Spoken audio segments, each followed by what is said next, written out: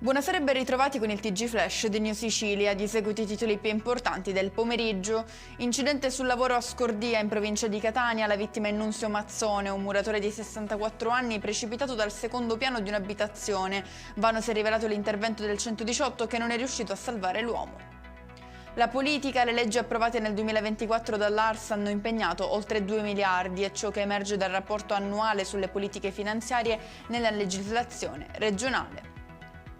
Il ministro delle imprese e del Made in Italy, Adolfo Urso, in visita nello stabilimento della storica azienda siciliana Dolphin, con sede a Riposto, in provincia di Catania.